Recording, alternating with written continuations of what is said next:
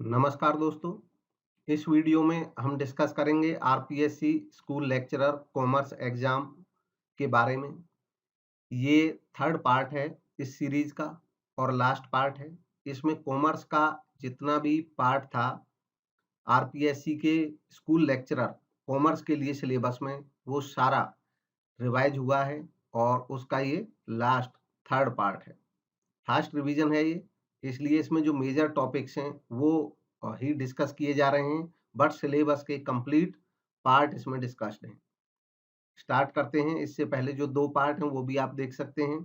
Description में आपको link मिल जाएगा टेलीग्राम ग्रुप का, जहाँ से आप इसका पीडीएफ भी डाउनलोड कर सकते हैं।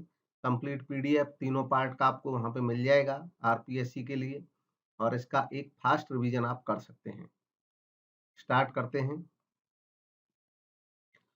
पार्ट थर्ड में आरपीएससी का जो सिलेबस है दिया हुआ, उसमें पोस्ट ग्रेजुएशन लेवल के जो टॉपिक्स बताए हैं उनको समराइज किया गया है, और चैप्टराइजेशन ये मैंने किया है उस हिसाब से जैसे टॉपिक्स का उसका शेड्यूल बन रहा है। सबसे पहला पार्ट देखते हैं आज का। इससे पहले के जो चैप्टर्स थे वो शामिल थे पिछले दोनों वीडियोज में। Management accounting meaning functions. तो सबसे पहले बात करते हैं मैनेजमेंट अकाउंटिंग क्या है। मैनेजमेंट अकाउंटिंग का मतलब है अकाउंटिंग फॉर मैनेजमेंट, मतलब अकाउंटिंग का वो पार्ट जो मैनेजमेंट के लिए यूज होता है, मैनेजमेंट अपने डिसीजन मेकिंग के लिए यूज करती है। इसमें वो टूल्स और टेक्निक्स दिए गए हैं जिनसे अकाउंटिंग डेटा को एनालाइज और इंटरप्रेट किया जा सकता है। फंक्शन होता है मैनेजमेंट अकाउंटिंग का अनसर्टेनिटी को रिड्यूस करना और मैनेजमेंट की हेल्प करना डिसीजन मेकिंग की प्रोसेस में। रॉबर्ट एन एंथोनी ने कहा है कि मैनेजमेंट अकाउंटिंग का मतलब है अकाउंटिंग इंफॉर्मेशन से जो मैनेजमेंट के लिए यूजफुल हो। मैनेजमेंट अकाउंटिंग के फंक्शंस हैं रिलायबल डेटा का स्टोर हाउस बनना, मतलब डेटा को स्टोर करना, मॉडिफिकेशन और प्रेजेंटेशन करना डेटा का, फाइनेंशियल एनालिसिस और इंटरप्रिटेशन करना डेटा का, कम्युनिकेशन और कोऑर्डिनेशन, कंट्रोल और रिपोर्टिंग टू मैनेजमेंट। मैनेजमेंट को डेटा रिपोर्ट करना, इंफॉर्मेशन रिपोर्ट करना। नेक्स्ट टॉपिक है वर्किंग कैपिटल मैनेजमेंट। इसमें working capital accounting standard board जो कि institute of chartered accountants of India ने सेटअप किया और उसके तहत काम करता है, उसने डिफाइन किया है कि वर्किंग कैपिटल का मतलब है ऐसे फंड्स जो अवेलेबल होते हैं डे टू डे के ऑपरेशंस के लिए किसी संस्था को। यह रिप्रेजेंट करता है करंट एसेट्स के एक्सेस को करंट लायबिलिटीज के ऊपर, इंक्लूडिंग शॉर्ट टर्म लोन। मतलब करंट लायबिलिटीज से करंट एसेट जितनी ज्यादा होती हैं वही वर्किंग कैपिटल कहलाता है। वर्किंग कैपिटल के दो कॉन्सेप्ट हैं, ग्रॉस वर्किंग कैपिटल और net working capital. Gross working capital का कॉन्सेप्ट कहता है कि जो करंट एसेट्स का टोटल होता है वही वर्किंग कैपिटल है, जबकि नेट वर्किंग कैपिटल का कॉन्सेप्ट कहता है कि जो एक्सेस है करंट एसेट्स का करंट लायबिलिटीज के ऊपर वह वर्किंग कैपिटल है। अगर करंट एसेट्स 10 लाख हैं तो ग्रॉस वर्किंग कैपिटल के कॉन्सेप्ट के हिसाब से जो वर्किंग कैपिटल है वो 10 लाख होगी, लेकिन नेट वर्किंग कैपिटल के कॉन्सेप्ट के हिसाब से जो करंट एसेट्स हैं 10 लाख, इनमें से करंट लायबिलिटी घटानी पड़ेंगी। सपोज करिए करंट लायबिलिटी 6 लाख है किसी फर्म की, तो अब 4 लाख 10 लाख माइनस 6 लाख, 4 लाख जो बचेगा वो नेट वर्किंग कैपिटल है। आमतौर पे वर्किंग कैपिटल वर्ड का यूज जब किया जाता है तो वो नेट वर्किंग कैपिटल के लिए ही किया जाता है। फंड्स के नेचर के हिसाब से वर्किंग कैपिटल दो तरीके की हो सकती है, रिजिड और वेरिएबल। रिजिड को फिक्स्ड, रेगुलर या परमानेंट वर्किंग कैपिटल भी कहते हैं। ये वर्किंग कैपिटल का वो पार्ट होता है जो एक फिक्स्ड अमाउंट के तौर पे किसी संस्था के पास हमेशा बना रहना चाहिए। ये वो अमाउंट होती है जिससे कम संस्था अपने वर्किंग में अफोर्ड नहीं कर सकती है। जैसे अगर किसी संस्था में हमेशा ये एस्टिमेट किया गया कि कम से कम 4 लाख का तो वर्किंग कैपिटल उसके पास हमेशा मौजूद रहना ही चाहिए। अगर इससे कम हो गया तब तो बिज़नेस करने में ही दिक्कत हो जाएगी, लिक्विडिटी की कमी पड़ जाएगी। या उनके पास रॉ मटेरियल की कमी पड़ जाएगी। तो इतना तो हर हाल में रहना ही चाहिए, चाहे सीज़न कोई हो, चाहे महीना कोई हो, चाहे साल का शुरू हो, चाहे साल का लास्ट हो। इतना तो हर हाल में रहना चाहिए। तो इसको कहा जाता है फिक्स्ड वर्किंग कैपिटल। दूसरा वेरिएबल, सीज़नल, टेम्परेरी या फ्लेक्सिबल वर्किंग कैपिटल। वेरिएबल भी कह सकते हैं, सीज़नल भी, टेम्परेरी भी, फ्लेक्सिबल भी। इसका मतलब होता है वर्किंग कैपिटल का वो पार्ट जो सीज़न के हिसाब से कम या ज़्यादा हो सकता है। जैसे जब पर्टिकुलर सीज़न आता है तो ज़्यादा रिक्वायरमेंट होती है फंड्स की, जब सीज़न चला जाता है तो कम होती है। फॉर एग्ज़ाम्पल, अगर किसी का बिज़नेस है कि वो फसल खरीदता है और बेचता है, तो जब फसल का सीज़न आएगा उस समय उसे बहुत सारी फसल खरीदनी होगी, उस समय उसके पास वर्किंग कैपिटल ज़्यादा होनी चाहिए। जब सीज़न चला जाएगा तब वो कम से भी काम चला सकता है, तो सीज़न के समय पे बढ़ जाती है डिमांड वर्किंग कैपिटल की। ऐसे वर्किंग कैपिटल को हम वेरिएबल कहते हैं। नेक्स्ट है वर्किंग कैपिटल साइकिल या operating cycle. Working capital cycle का मतलब होता है कि वो समय जो लगता है इन्वेस्ट, जब हम कैश को करते हैं और उस कैश को हम प्रोसेस करते हैं, फर्म में इन्वेस्ट कर दिया, बिज़नेस चलाया, बिज़नेस चल कर के सामान बनाया, बेचा, सामान बिक कर के फिर कैश आया। तो इस पीरियड में जितना भी टाइम लगा, हमने कैश इन्वेस्ट किया तब से लेकर के और जब हमारे पास लाभ के रूप में कैश वापस आया, उसको वर्किंग कैपिटल साइकिल या ऑपरेटिंग साइकिल कहते हैं। कुछ इंपोर्टेंट कमिटीज हैं वर्किंग कैपिटल मैनेजमेंट से रिलेटेड, जिनमें टंडन कमेटी और शोर कमेटी। टंडन कमेटी आरबीआई ने बनाई थी जुलाई 1974 में, और शोर कमेटी बनाई थी आरबीआई ने मार्च 1979 में। नेक्स्ट है कैपिटल बजटिंग। कैपिटल बजटिंग का मतलब होता है लॉन्ग टर्म इन्वेस्टमेंट डिसीजन। जितने भी लॉन्ग टर्म इन्वेस्टमेंट डिसीजन होते हैं, चाहे फिक्स्ड एसेट में इन्वेस्ट करें, मशीन में इन्वेस्ट करें, बिल्डिंग में इन्वेस्ट करें, ये सब कैपिटल बजटिंग कहे जाते हैं। कैपिटल बजटिंग का मेन ऑब्जेक्टिव होता है ऑर्गेनाइजेशन की प्रॉफिटेबिलिटी बढ़ाना। Capital rationing, capital rationing term use की जाती है कि हमारे पास जो स्केयर्स फंड होते हैं, मतलब दुर्लभ फंड होते हैं, मतलब हमारे पास पैसे की ऑब्वियसली कमी ही रहती है हर संस्था के पास। जितनी इच्छा होती है उतना नहीं रहता किसी के भी पास फंड। तो जो हमारे पास स्केयर्स फंड होते हैं, दुर्लभ फंड होते हैं, उनको इस हिसाब से अलग-अलग प्रोजेक्ट में लगाना ताकि ओवरऑल रिटर्न मैक्सिमम हो जाए। इसको कैपिटल राशनिंग कहते हैं। जैसे मान लो मेरे पास 10 लाख रुपए के फंड अवेलेबल हैं और मेरे पास प्रोजेक्ट बहुत सारे हैं, तो अब मैं सभी प्रोजेक्ट में इस हिसाब से बाँटूँगा, किसी एक प्रोजेक्ट में ना लगा करके सारा पैसा, अलग-अलग प्रोजेक्ट में उस हिसाब से पैसा लगाऊँगा कि रिटर्न मैक्सिमम हो जाए। इसको कैपिटल राशनिंग कहते हैं। Methods of capital budgeting evaluation. अब कैपिटल बजटिंग के कई सारे मेथड्स हैं। मतलब हम कैपिटल बजटिंग जब करते हैं, मतलब जब हम ये डिसीजन लेते हैं कि फिक्स्ड एसेट में इन्वेस्ट करें या ना करें, या कौन से फिक्स्ड एसेट में इन्वेस्ट करें, इसी डिसीजन को कैपिटल बजटिंग डिसीजन कहते हैं। तो उसके लिए बहुत सारे मेथड्स हैं जिनसे हम ये पहचान करते हैं कि फायदेमंद रहेगा भी इन्वेस्ट करना या नहीं रहेगा लॉन्ग टर्म इन्वेस्टमेंट किसी पर्टिकुलर ब्रांच में या किसी पर्टिकुलर प्रोजेक्ट में। तो कुछ मेथड हैं जिनको नॉन डिस्काउंटिंग मेथड या ट्रेडिशनल मेथड कहा जाता है। कुछ ऐसे मेथड हैं जिनको डिस्काउंट मेथड या मॉडर्न मेथड कहा जाता है। नॉन डिस्काउंट मेथड में urgency method, payback period method, post payback method और accounting rate of return method आते हैं। डिस्काउंट मेथड में या मॉडर्न मेथड्स में net present value method, profitability index method और internal rate of return method आते हैं। अर्जेंसी मेथड का मतलब होता है कि डिसीजन यहाँ पे केवल यह देख करके लिया जाता है कि कौन सा डिसीजन बहुत ज़्यादा अर्जेंट है। जब कोई चीज़ अर्जेंट होती है तो वो डिसीजन लेना ही पड़ता है। पेबैक मेथड, इसको पे आउट या पे ऑफ पीरियड मेथड भी कहते हैं। इसमें ये देखा जाता है कि कोई प्रोजेक्ट हमारे पैसे को कितनी जल्दी वापस कर देता है, रिटर्न के तौर पे। पोस्ट पेबैक प्रॉफिटेबिलिटी मेथड ऐसा मेथड है जो पेबैक पीरियड के बाद जो पैसा मिलने वाला है उसको प्रॉफिटेबिलिटी कहते हैं, उसको भी ध्यान में रखता है। क्योंकि जब हम ये देखते हैं कि 10 लाख में इन्वेस्ट कर रहा हूँ तो 10 लाख कितनी जल्दी रिटर्न हो रहा है, तो ये तो केवल 10 लाख का ही रिटर्न होगा।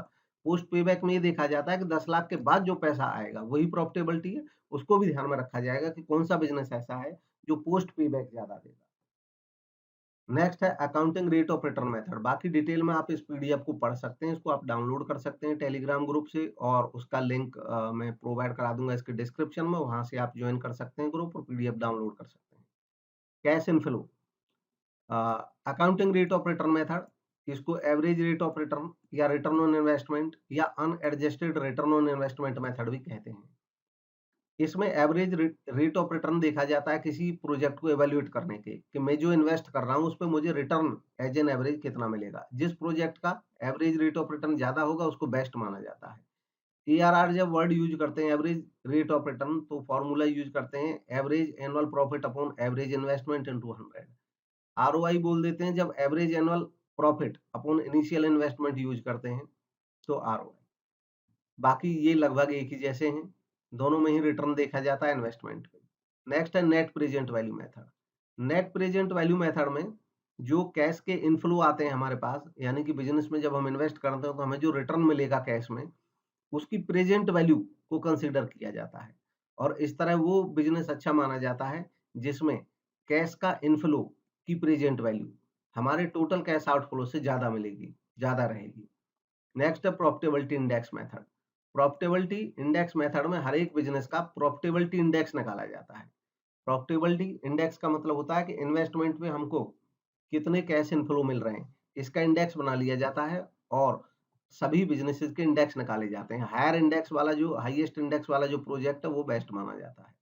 नेक्स्ट है internal rate of return method. इसको हिट एंड ट्रायल मेथड भी कहते हैं। इसको टाइम एडजस्टेड टेक्निक भी कहते हैं। और इस मेथड में हम आईआरआर निकालते हैं और आईआरआर वो रेट होता है जिस रेट पे हमारे रिटर्न जो कैश इनफ्लो बन करके आएगा हमारे पास, वो इतने हो जाते हैं कि हमारा कैश का जो आउटफ्लो था उसके बराबर हो जाते हैं। मतलब वो रिक्वायर्ड रेट, वो इच्छित रेट, वो हमारा चाहा गया रेट, जिस रेट पे हम पैसा जितना इन्वेस्ट कर रहे हैं वो सारे का रिटर्न आ जाता है। तो उस रेट से ऊपर अगर हमारी बिज़नेस की अर्निंग कैपेसिटी है तो वो बिज़नेस अच्छा माना जाता है। नेक्स्ट है बिज़नेस स्टैटिस्टिक्स में प्रोबेबिलिटी वाला पार्ट। स्टैटिस्टिक्स पिछले वीडियोज़ में शामिल हो चुका है उसके मेन पॉइंट्स। इसमें केवल प्रोबेबिलिटी वाला पार्ट है।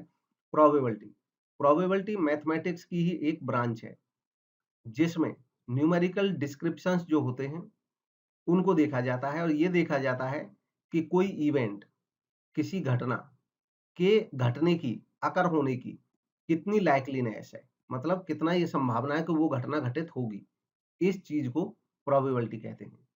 प्रोबेबिलिटी एक इवेंट होती है और उसे नंबर के रूप में हम मेजर कर सकते हैं 0 और 1 के बीच में। जो 0 होता है, यानी कि जब किसी चीज की प्रोबेबिलिटी 0 होती है तो इसका मतलब होता है कि उस इवेंट की जिसकी प्रोबेबिलिटी हमने निकाली है वो इम्पॉसिबल है, मतलब वो इवेंट नहीं होने वाली है अगर 0 प्रोबेबिलिटी है। अगर 1 आता है प्रोबेबिलिटी तो इसका मतलब सर्टेनिटी है, निश्चित है कि वो घटना घटेगी। प्रोबेबिलिटी एनालिसिस का यूज किया जाता है अनसर्टेनिटी के लेवल को रिड्यूस करने के लिए डिसीजन मेकिंग में। एक सिंपल एग्जांपल हो सकता है प्रोबेबिलिटी का, जैसे एक फेयर कॉइन, मतलब एक ऐसा कॉइन जिसमें ऐसा कोई प्रॉब्लम ना हो जिसकी वजह से उसका एक तरफ झुकना तय हो, मतलब फेयर कॉइन है, उसमें कोई छेड़छाड़ नहीं है। अगर उसको टॉस किया जाए तो दो आउटकम उसके हो सकते हैं, या तो हेड आता है या टेल आता है। अब ये दोनों इक्वली प्रोबेबल हैं, मतलब ये संभावना रहती है कि जब आप सिक्के को उछालोगे तो हेड भी आ सकता है, टेल भी आ सकता है और इसकी बराबर संभावना है। यही प्रोबेबिलिटी है। प्रोबेबिलिटी हेड आने की इक्वल होती है प्रोबेबिलिटी ऑफ टेल आने की इस केस में, और इसलिए इस इक्वल होने की वजह से इसको कहेंगे कि इसकी प्रोबेबिलिटी 1/2 है, यानी कि 0.5 है, या इसको 50% भी कह सकते हैं। टॉसिंग ए फेयर कॉइन, अगर हम कॉइन को एक बार उछालेंगे तो ये हेड या टेल की संभावना आएगी। अगर उसी को हम दो बार उछालते हैं, ट्वाइस उछालते हैं, तो अब इसका जो आउटकम है वो इस तरीके से हो सकता है कि पहली बार भी हेड आ जाए, दूसरी बार भी हेड हो सकता है, पहली बार हेड आए दूसरी बार टेल हो सकता है, पहली बार टेल आए दूसरी बार हेड हो सकता है, पहली बार भी टेल आए और दूसरी बार भी टेल। तो अब चार आउटकम हो गए, मतलब अब चार अलग अलग रिजल्ट हो सकते हैं, इनमें से कोई सा भी हो सकता है। तो किसी एक आउटकम के आने की जो संभावना होगी, यानी कि ये जो चार पॉसिबल आउटकम है इनमें से किसी एक के आने की संभावना होगी 1/4, जिसको हम 0.25 या 25% भी कह सकते हैं। अब है अप्रोचेस टू प्रोबेबिलिटी। तो प्रोबेबिलिटी की जो अप्रोच है असाइन करने की, वो क्लासिकल अप्रोच हो सकती है, रिलेटिव फ्रीक्वेंसी अप्रोच हो सकती है, सब्जेक्टिव अप्रोच हो सकती है। क्लासिकल अप्रोच का मतलब होता है एक एक्सपेरिमेंट इन सिंपल आउटकम्स का, यानी कि कोई सिंपल आउटकम आने का एक्सपेरिमेंट। ये मेथड असाइन करता है probability of 1/n to each outcome, 1/n to each outcome. In other words, दूसरे वर्ड्स में कह सकते हैं कि आउटकम को एज्यूम किया जाता है, माना जाता है कि इक्वल प्रोबेबिलिटी है अकरेंस की। फॉर एग्जांपल, अगर जैसे अभी सिक्के का एग्जांपल हमने देखा कि सिक्के को अगर हम 2 बार उछालेंगे, तो 2 बार जब उछालें तो हमने देखा कि 4 तरीके से उसके आउटकम बन रहे थे। तो किसी एक तरीके के में रिजल्ट मिलने की जो संभावना है वो 1/4 थी। इसी को क्लासिक अप्रोच कहा जाता है। नेक्स्ट है relative frequency approach. Relative frequency approach में जो प्रोबेबिलिटीज़ हैं, वो एक्सपेरिमेंटेशन के बेस पे आती है। लेट जैसे कि मान लीजिए ए एक इवेंट ऑफ इंटरेस्ट है, मतलब ए वो इंटरेस्ट है, वो इवेंट है जो हम जिसके बारे में हम चाह रहे हैं, जिसकी हम बात कर रहे हैं। मान लीजिए आप परफॉर्म करते हैं सेम एक्सपेरिमेंट और एन टाइम तक करते हैं। एन टाइम्स मतलब 2 बार, 3 बार, 4 बार, कितने भी बार आप करते हैं और इस तरीके से करते हैं कि एन जो है वो नंबर ऑफ टाइम्स है, ए कुड हैव अकर्ड, कि ए अकर हो जाए, मतलब आप ए के घटने की क्षमता, संभावना। Further let n A be the number of times that A did occur. अब मान लीजिए एन ए वो नंबर है जितने बार वो घटना अकर हो जाती है, ए घटना। तो रिलेटिव फ्रीक्वेंसी कैसे निकलेगी? N of a event upon n, मतलब जो टोटल आउटकम है उनमें से। तो इस मेथड में प्रोबेबिलिटी ऑफ ए, यानी कि ए जो हमारा इंटरेस्टेड इवेंट है उसकी प्रोबेबिलिटी क्या होगी? तो इंटरेस्टेड इवेंट का नंबर जितने बार वो आया अपॉन एन। जैसे मान लो हमने किसी सिक्के को 10 बार उछाला, तो हेड आने की मतलब हेड हम फेवर कर रहे हैं कि हेड आ जाए तो अच्छा है। तो 10 बार में मान लो 3 बार हेड आ जाता है, तो हम कहेंगे कि नंबर ऑफ ए का जो नंबर है वो 3 बार हुआ और टोटल हमने जो सिक्का उछाला वो 10 बार उछाला। तो इसका मतलब ये हो जाएगा 3/10। नेक्स्ट है सब्जेक्टिव अप्रोच। सब्जेक्टिव अप्रोच में हम डिफाइन करते हैं प्रोबेबिलिटी को एक डिग्री ऑफ बिलीफ तक, मतलब हमारा क्या बिलीफ है in occurrence of an event, एक घटना के घटने में। नेक्स्ट है Bayes theorem. Bayes theorem 18th century में ब्रिटिश मैथमेटिशियन थॉमस बेज ने दी और इन्होंने एक मैथमेटिकल फॉर्मूला दिया जिसको बेज थ्योरम के नाम से जाना जाता है। ये कंडीशनल प्रोबेबिलिटी को डिटरमाइन करता है। कंडीशनल प्रोबेबिलिटी क्या है? कंडीशनल प्रोबेबिलिटी का मतलब है एक likelihood of an outcome occurring, यानी कि एक अकर होने वाले आउटकम का लाइक्लीहुड, उसके घटने की संभावना based on previous outcome occurring. पिछला जो आउटकम हो चुका है उसके बेस पे आउटकम जो अब अकर होने वाला है उसकी संभावना को कंडीशनल प्रोबेबिलिटी कहते हैं, कि जैसे हमने 2 बार ऐसा हो चुका है तो अगली बार क्या हो सकता है। नेक्स्ट है प्रोबेबिलिटी डिस्ट्रीब्यूशंस। प्रोबेबिलिटी डिस्ट्रीब्यूशन में प्रोबेबिलिटी तो चांस है एक इवेंट के घटने का अकर होने का। और प्रोबेबिलिटी डिस्ट्रीब्यूशन क्या है? प्रोबेबिलिटी डिस्ट्रीब्यूशन उस टेबल को या इक्वेशन को कहते हैं जो लिंक करती है आउटकम को स्टैटिस्टिकल एक्सपेरिमेंट के साथ। मोस्ट कॉमनली यूज डिस्ट्रीब्यूशन होते हैं normal distribution, most commonly use distribution है जिसका यूज होता है और फ्रीक्वेंटली इसका यूज फाइनेंस में, इन्वेस्टिंग में, साइंस में और इंजीनियरिंग में होता है। Binomial distribution. बाइनोमियल डिस्ट्रीब्यूशन है एक प्रोबेबिलिटी डिस्ट्रीब्यूशन जो समराइज करता है लाइक्लीहुड कि एक value will take one of two independent values, यानी कि जो 2 इंडिपेंडेंट वैल्यूज हैं उनमें से एक वैल्यू का होना। बाइनोमियल डिस्ट्रीब्यूशन डिस्क्राइब करता है distribution of binary data from a finite sample. Next है पॉइजन डिस्ट्रीब्यूशन। पॉइजन डिस्ट्रीब्यूशन इस मायने में अलग है कि वो भी डिस्क्राइब करता है distribution of binary diet, but वो एक इनफाइनाइट सैंपल। नेक्स्ट है नॉर्मल डिस्ट्रीब्यूशन। नॉर्मल डिस्ट्रीब्यूशन एक कंटिन्यूअस प्रोबेबिलिटी डिस्ट्रीब्यूशन है। नॉर्मल डिस्ट्रीब्यूशन डिस्क्राइब करता है कंटिन्यूअस डेटा एक सिमेट्रिक डिस्ट्रीब्यूशन, जिसको बेल शेप डिस्ट्रीब्यूशन भी कहा जाता है। नेक्स्ट है कंज्यूमर बिहेवियर और बाइंग मोटिव्स। कंज्यूमर बिहेवियर का मतलब है कि एक कंज्यूमर का बिहेवियर परचेज करते समय वो किस तरीके से बिहेवियर करता है और किस तरीके से वो परचेज करने का डिसीजन लेता है। कंज्यूमर बिहेवियर के टाइप्स हो सकते हैं complex buying behaviour. Complex buying behaviour उस समय कोई कंज्यूमर करता है जब वो कोई एक्सपेंसिव, रिस्की और इनफ्रीक्वेंटली बॉट प्रोडक्ट को खरीदता है। इसमें जो ब्रांड होते हैं उनका डिफरेंस सिग्निफिकेंट होता है, महत्वपूर्ण डिफरेंस होता है। नेक्स्ट है dissonance reducing buying behaviour. Consumer reduction ये डिसोनेंस रिड्यूसिंग बाइंग बिहेवियर कहलाता है उस समय जब कंज्यूमर हाईली इन्वॉल्व रहता है परचेज प्रोसेस में और उसको डिफिकल्टी होती है डिटरमाइन करने में अलग-अलग ब्रांड्स में, और कोई ब्रांड सिग्निफिकेंट नहीं होता है उसके लिए। डिसोनेंस अकर हो सकता है उस समय जब कंज्यूमर ये वरी करे, चिंता करे कि ऐसा ना हो कि चॉइस के लिए उसको रिग्रेट करना पड़े। नेक्स्ट है हैबिचुअल बाइंग बिहेवियर। यह बाइंग बिहेवियर हैबिचुअल होता है। इसमें जो डिफरेंस होता है ब्रांड्स के बीच में वो सिग्निफिकेंट नहीं होता है। सिंपली वो किसी स्टोर पे जाते हैं और बाई करते हैं प्रेफर्ड टाइप ऑफ गुड्स, यानी कि बहुत ज़्यादा नहीं सोचते हैं किसी चीज़ के बारे में। जो प्रेफर्ड टाइप ऑफ गुड्स हैं वो किसी स्टोर पे जाते हैं, खरीद लेते हैं हैबिट के तहत। Variety seeking behaviour. कंज्यूमर्स इसमें लिटिल इन्वॉल्वमेंट होता है परचेज प्रोसेस में और डिफरेंस ब्रांड्स में सिग्निफिकेंट होता है। कंज्यूमर परचेज करते हैं डिफरेंट प्रोडक्ट क्योंकि वो वैरायटी चाहते हैं कि पहले अलग तरीके का खरीदा, इस बार अलग टाइप का खरीदूंगा, वैरायटी सीकिंग। नेक्स्ट है बाइंग मोटिव। बाइंग मोटिव क्या है? डब्ल्यूजे स्टैंटन कहते हैं कि जो मोटिव वर्ड है इसका मतलब होता है कोई ड्राइव या अर्ज, कोई ड्राइव या अर्ज जो इंडिविजुअल अपनी सेटिस्फैक्शन के लिए प्रेरित करती है इंडिविजुअल को। अब ये हो जाती है बाइंग मोटिव। जो मोटिव है ये बाइंग मोटिव कहलाता है जब कोई पर्सन किसी चीज को बाई करता है, परचेज करता है अपनी सेटिस्फैक्शन को सीख करने के लिए, प्राप्त करने के लिए। अलग अलग थिंकर्स ने अलग अलग बाइंग मोटिव बताए हैं।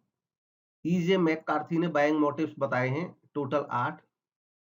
इसमें satisfaction of senses, preservation of species, fear, pride, सोशेबिलिटी, striving, curiosity, rest और रिक्रिएशन। नेक्स्ट है मार्केटिंग रिसर्च। मार्केटिंग रिसर्च एक सिस्टमैटिक, ऑब्जेक्टिव और एग्जॉस्टिव सर्च है और स्टडी है फैक्ट्स की जो किसी प्रॉब्लम के लिए रेलिवेंट होते हैं मार्केटिंग के फील्ड में। इसकी फीचर हैं कंटिन्यूअस प्रोसेस, मतलब मार्केटिंग रिसर्च इसलिए की जाती है कि जो मार्केटिंग करना चाहते हैं जो लोग, वो जानना चाहते हैं कि कैसे वो बेटर मार्केटिंग कर सकते हैं। उसके लिए उनको स्टडी करनी पड़ती है, उसी को रिसर्च कहते हैं। ये कंटिन्यूअस प्रोसेस है, सिस्टमैटिक स्टडी है, साइंटिफिक प्रोसेस है, अप्लाइड रिसर्च है और डिसीजन मेकिंग में हेल्प करती है। अनसर्टेनिटी रहती है कंक्लूजन की, क्योंकि जो मार्केटिंग रिसर्च है वो लोगों पे के ऊपर होती है और जो लोगों का बिहेवियर होता है वो 100% प्रेडिक्ट करना संभव नहीं होता है, तो अनसर्टेनिटी बनी रहती है। और यूज ऑफ स्टैटिस्टिकल टूल्स, इसमें स्टैटिस्टिकल टूल्स की मदद ली जाती है स्टडी में। नेक्स्ट है role of advertising in marketing. तो वर्ड जो एडवर्टाइजिंग है ये लिया गया है लैटिन वर्ड एडवर्टेरिएशन, जिसका मतलब होता है अटेंशन स्पेसिफिक चीजों के प्रति। फिलिप कोटलर कहते हैं एडवर्टाइजिंग एक नॉन पर्सनल फॉर्म है। ये महत्वपूर्ण चीजें हैं नोट करने के लिए, इन पे क्वेश्चन पूछ लिए जाते हैं। ये एक नॉन पर्सनल फॉर्म है कम्युनिकेशन की जो पेड मीडिया के माध्यम से होता है, यानी कि ये पेड फॉर्म भी है। क्लियर स्पॉन्सरशिप, इसकी स्पॉन्सरशिप क्लियर होती है। अब फीचर्स हैं एडवर्टाइजिंग की पेड फॉर्म है, नॉन पर्सनल है, आइडेंटिफाइड स्पॉन्सर है, बायर के बिहेवियर को इन्फ्लुएंस करने की क्षमता रखती है और प्रमोशन मिक्स का एलिमेंट है। ये AIDA मॉडल एडवर्टीजमेंट से ही रिलेटेड है। AIDA फुल फॉर्म है अटेंशन, इंटरेस्ट, डिजायर और एक्शन की। AIDA एक ऐसा मॉडल है जो एडवर्टाइजिंग के इफेक्ट को आइडेंटिफाई करता है अलग अलग स्टेजेस में। नेक्स्ट है डिमांड एंड डिमांड फोरकास्टिंग। तो डिमांड फोरकास्टिंग क्या है? डिमांड फोरकास्टिंग वो प्रोसेस है जिसमें प्रेडिक्ट किया जाता है ऑर्गेनाइजेशन के प्रोडक्ट या सर्विसेज की डिमांड एक स्पेसिफिक टाइम पीरियड में कितनी हो सकती है। एवान जे डगलस कहते हैं कि डिमांड एस्टिमेशन या फोरकास्टिंग को डिफाइन किया जा सकता है एक प्रोसेस डिमांड की वैल्यूज फाइंड करने की कि फ्यूचर टाइम पीरियड में डिमांड क्या हो सकती है। डिमांड फोरकास्टिंग को अफेक्ट करने वाले factors economic condition, condition industry की, फर्म की कंडीशन, मार्केट की condition, social conditions, psychological conditions और फॉरेन ट्रेड पॉलिसी। नेक्स्ट है ऑब्जेक्टिव्स या need of demand forecasting. Demand forecasting के ऑब्जेक्टिव क्या है, इसकी नीड क्या है। तो नीड होती है कि डिजायर्ड आउटपुट जो है वही प्रोड्यूस हो, एसेस करना प्रोबेबल डिमांड को, फोरकास्ट करना सेल फिगर को, बेटर कंट्रोल मेंटेन करना, कंट्रोल करना इन्वेंट्री को, एसेस करना मैन पावर की रिक्वायरमेंट, इंश्योर करना स्टेबिलिटी, प्लान करना इंपोर्ट और एक्सपोर्ट की पॉलिसीज। अब है steps in demand forecasting. Demand forecasting में कौन कौन से स्टेप्स लिए जाते हैं। ऑब्जेक्टिव स्पेसिफाई करना, हमारा ऑब्जेक्टिव क्या है। टाइम पर्सपेक्टिव डिटरमाइन करना, कितने समय के लिए हम डिमांड को फोरकास्ट करना चाह रहे हैं। सिलेक्ट करना मेथड्स फॉर फोरकास्टिंग, फोरकास्टिंग का मेथड कौन सा रखेंगे, इसको सिलेक्ट करना। कलेक्ट करना और एडजस्ट करना डेटा को, और आउटकम्स को इंटरप्रेट करना। नेक्स्ट है demand forecasting techniques. Demand forecasting की टेक्निक्स हैं कई अलग अलग तरीके की। कुछ क्वालिटेटिव टेक्निक्स रहती हैं, कुछ क्वांटिटेटिव रहती हैं। क्वालिटेटिव टेक्निक्स में survey methods, opinion polls, expert opinion method, Delphi method, market studies and experiments. Quantitative methods में time series analysis, smoothing techniques, barometric methods, econometric methods, regression analysis. Next है public finance, central budget, deficit finance, fiscal management. तो सबसे पहले public finance क्या है। Public finance study है income और expenditure की, किसी गवर्नमेंट के, यानी कि कोई सरकार के जो इनकम और एक्सपेंडिचर होते हैं या रिसीप्ट्स और पेमेंट, उसकी स्टडी को पब्लिक फाइनेंस कहा जाता है। पब्लिक एक्सपेंडिचर, पब्लिक एक्सपेंडिचर में जो गवर्नमेंट की तरफ से खर्च किया जाना है उसको शामिल करते हैं, जैसे wages, salary, subsidy, transfer etcetera. Public revenue में सरकार को जो रेवेन्यू प्राप्त होनी है, इनकम मिलनी है, उसको शामिल किया जाता है। इसमें टैक्स या non tax, fees, fines etcetera. Deficit, जब किसी गवर्नमेंट का जो स्पेंडिंग है यानी कि एक्सपेंडिचर है वो ज्यादा हो रेवेन्यू से, तो डेफिसिट होता है। सरप्लस, जब किसी गवर्नमेंट का एक्सपेंडिचर कम होता है उसके रेवेन्यू से, तो सरप्लस रहता है। Principle of maximum social advantage, यह एक महत्वपूर्ण प्रिंसिपल है पब्लिक फाइनेंस का, जिसमें ये माना जाता है कि बेस्ट सिस्टम होगा पब्लिक फाइनेंस का वो जिसमें मैक्सिमम सोशल एडवांटेज मिलेगा। नेक्स्ट है problems of Indian banking, central and commercial banking system और बैंकिंग सेक्टर रिफॉर्म्स। बैंक क्या होता है। बैंक एक इंस्टीट्यूशन होता है जो मनी में डील करता है। बैंक के टाइप्स, शेड्यूल्ड बैंक हो सकते हैं, नॉन शेड्यूल्ड बैंक हो सकते हैं। इंडिया में reserve Bank of India act 1934 के तहत सेकंड शेड्यूल में जिन बैंकों का नाम आता है उनको शेड्यूल्ड बैंक कहते हैं, और जिनका नाम सेकंड शेड्यूल में नहीं आता है उनको नॉन शेड्यूल्ड बैंक कहते हैं। बैंक पब्लिक सेक्टर बैंक हो सकते हैं, प्राइवेट सेक्टर बैंक हो सकते हैं। पब्लिक सेक्टर बैंक्स में करंट में 12 बैंक हैं। आरबीआई की वेबसाइट के अकॉर्डिंग जो लेटेस्ट डेटा है इन बैंक्स का, आरबीआई की वेबसाइट पे मैंने 8 अक्टूबर यानी कि 8 अक्टूबर 2022 को ये डेटा आरबीआई की वेबसाइट से लिया है। ये टोटल 12 बैंक्स हैं, जिनमें बैंक ऑफ बड़ौदा में शामिल हो चुके हैं विजया बैंक और Dena Bank, Bank of India, Bank of Maharashtra, Canara Bank में शामिल हो चुका है Syndicate Bank, Central Bank of India, Indian Bank में शामिल हो चुका है Allahabad Bank, Indian Overseas Bank, Punjab and Sindh Bank, Punjab National Bank में शामिल हो चुके हैं ओरिएंटल बैंक ऑफ कॉमर्स और United Bank of India, State Bank of India, UCO Bank और यूनियन बैंक ऑफ इंडिया इसमें शामिल हो चुके हैं, आंध्रा बैंक और corporation bank. State Bank of India में जितने भी स्टेट बैंक के साथ सहयोगी 7 इसके सहयोगी बैंक हुआ करते थे, कभी वो सब धीरे धीरे इसमें शामिल हो चुके हैं। प्राइवेट बैंक्स, आरबीआई की वेबसाइट के मुताबिक इसी डेट में अक्टूबर में 8 अक्टूबर को जो डेटा है उसके अकॉर्डिंग टोटल जो प्राइवेट बैंक्स दिए गए हैं वहां पे टोटल 21 प्राइवेट बैंक्स दिए हैं। ये लिस्ट है प्राइवेट बैंक्स की। एक्सिस बैंक, बंधन bank, CSB bank, city union, DCB bank, Dhanlaxmi bank, federal bank, HDFC bank, ICICI bank, IndusInd bank, IDFC first bank, Jammu and Kashmir bank, Karnataka bank, Karur Vyasa bank, Kotak Mahindra bank, Nainital bank, RBL bank, south Indian bank और Tamil Nadu bank, yes bank और IDBI bank. Next commercial bank. Commercial bank ऐसे banks को कहा जाता है, financial institutions को कहा जाता है जो एक्सेप्ट करते हैं डिपॉजिट लोगों से और ऑफर करते हैं accounting services, loan, basic financial product जैसे certificate of deposit, saving account individuals को और स्मॉल बिजनेस को। Regional rural bank RRBs, RRBs भी इंडियन शेड्यूल्ड कॉमर्शियल बैंक होते हैं जो ऑपरेट करते हैं रीजनल लेवल पे अलग अलग स्टेट्स में। आरआरबी एक्ट 1976 स्टेट करता है, बताता है फंक्शंस आरआरबीज के क्या होंगे।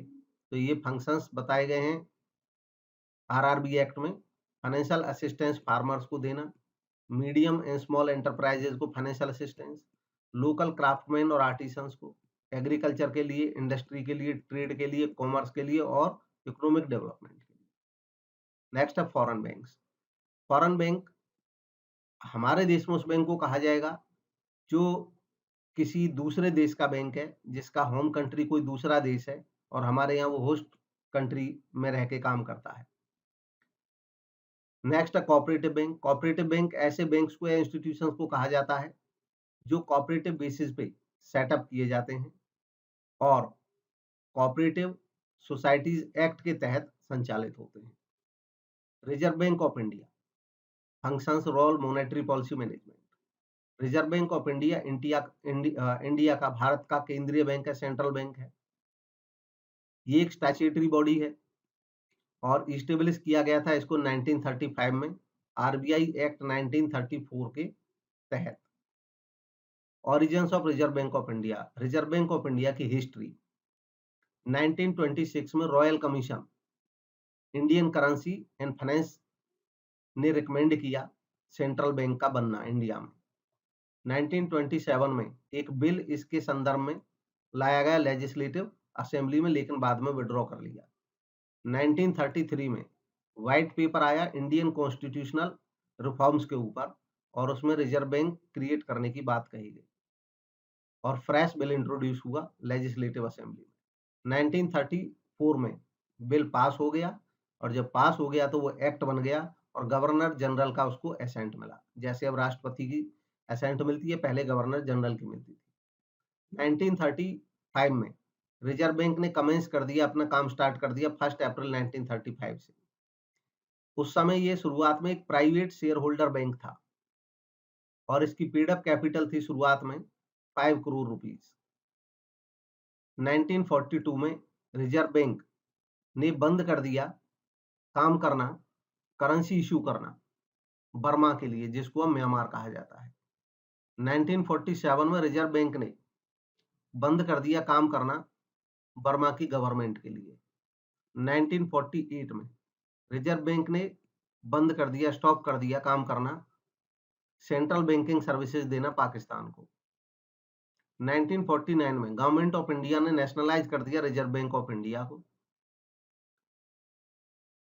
जो फंक्शन है रिजर्व बैंक के वो है मॉनेटरी पॉलिसी बनाना भारत की, रेगुलेट करना और सुपरवाइज करना बैंकिंग और नॉन बैंकिंग फाइनेंशियल इंस्टीट्यूशंस को, रेगुलेशन करना मनी, फॉरेक्स और गवर्नमेंट सिक्योरिटीज का, डेट और कैश मैनेजमेंट देखना, मैनेजमेंट करना फॉरेन एक्सचेंज रिजर्व को, फॉरेन एक्सचेंज मैनेजमेंट देखना, बैंकों का बैंकर होना स्टेट और सेंट्रल गवर्नमेंट का, ओवरसाइट करना पेमेंट और सेटलमेंट सिस्टम्स को, करेंसी मैनेजमेंट को देखना, डेवलपमेंट रोल देखना और रिसर्च और स्टैटिस्टिक्स का काम।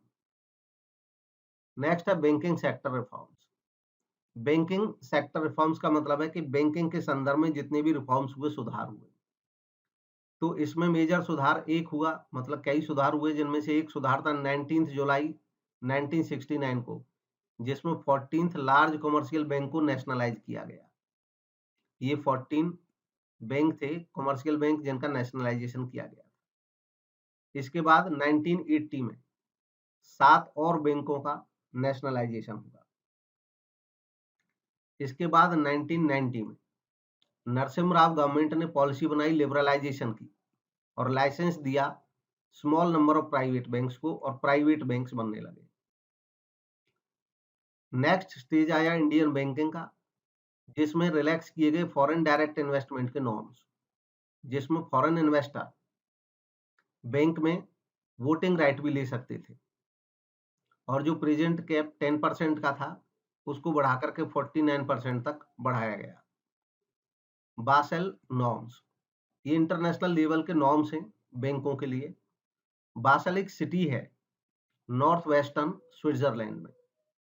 बासेल अकॉर्ड्स यानी कि बासेल का समझौता एक हुआ जिसमें BCBS Basel committee on banking supervision बनी और इसने अलग अलग समय पे अलग अलग समझौते किए। बासेल 1 शुरुआती जो नॉर्म्स हैं उनको बासेल 1 के नाम से जाना गया और ये पहला BCBS अकॉर्ड था। ये इशू हुआ था 1988 में और इंडिया ने अडॉप्ट किया बासेल 1 की गाइडलाइंस को 1999 में। बासेल 2 ये भी नॉर्म्स थे बैंकिंग के लिए ही, बैंकिंग को बेहतर करने के लिए, ट्रांसपेरेंट करने के लिए, रिलायबल करने के लिए। 2004 में बासेल 2 गाइडलाइंस पब्लिश हुई और बासेल 3 2010 में पब्लिश हुई और बासेल 4 2017 में। Next, monetary and fiscal policies. Monetary और फिस्कल पॉलिसी, मॉनेटरी पॉलिसी जो होता है वो RBI बनाता है, सेंट्रल बैंक, और फिस्कल पॉलिसी हमारे देश की सरकार बनाती है। मॉनेटरी पॉलिसी उन एक्शंस के सेट को कहा जाता है, समूह को कहा जाता है जो कंट्रोल करते हैं देश में ओवरऑल मनी सप्लाई को और अचीव करते हैं economic growth. Monetary policy management में RBI इसको देखता है।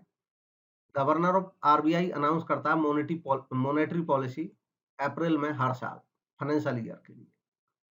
साथ ही साथ 3 क्वार्टरली रिव्यूज इसके होते हैं जुलाई, अक्टूबर और जनवरी में।